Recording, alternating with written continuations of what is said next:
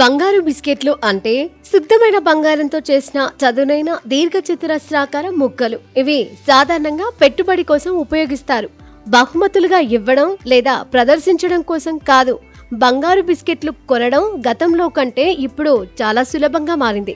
అదే సమయంలో బంగారాన్ని సొంతం చేసుకోవడానికి, నిల్వ చేయడానికి సురక్షితమైన మార్గంగా మిగిలిపోయింది. ఒక్కసారి వీటి తయారీ విధానం, వీటి విలువ, వీటి శక్తి గురించి చూస్తే మతిపోతుంది. చరిత్రగతిలో బంగారం వేల సంవత్సరాలు అయినా చెక్కు చెదరని పదార్థంగా ఉంది.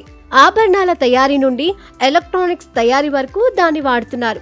దీంతో ఆ లోహాన్ని ఇలా బంగారు నాణేలుగా, బంగారు బిస్కెట్లుగా, సంపద నిల్వలుగా మారుస్తున్నారు జనాలు. నాణాలు, బిస్కెట్లుగా బంగారాన్ని నిల్వ చేయడం ఇవాల్టి రోజుల్లో ఇంతకు ముందెన్నడూ లేనంత సులభం. ప్రతి బంగారు బిస్కెట్ 99.5% కంటే ఎక్కువ బంగారంతో ఖచ్చితంగా పరీక్షించబడుతుంది.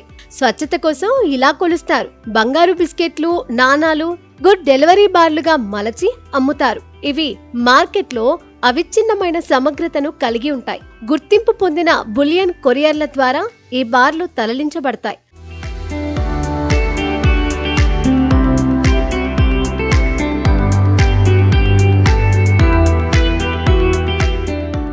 బంగారు బిస్కెట్ను తయారు చేయడానికి ఆ లోహాన్ని భూమి నుండి తవ్వుతారు లేదా ఉన్న బంగారు వస్తువుల నుండి సేకరిస్తారు.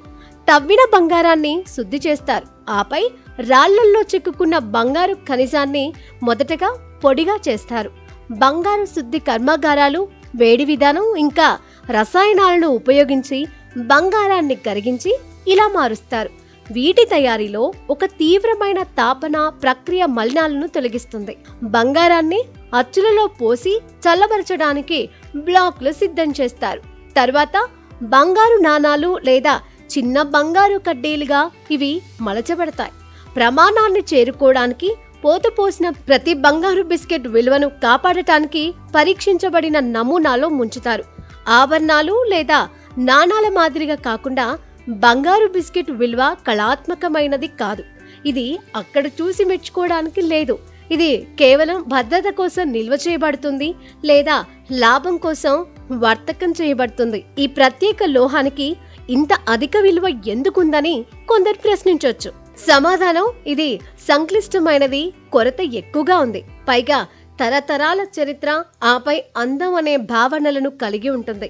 మానవ చరిత్ర అంతటా బంగారం ఒక అపూర్వ లోహం కనుకే దీన్ని ఇలా బిస్కెట్లుగా మార్చి వ్యాపారం చేస్తారు.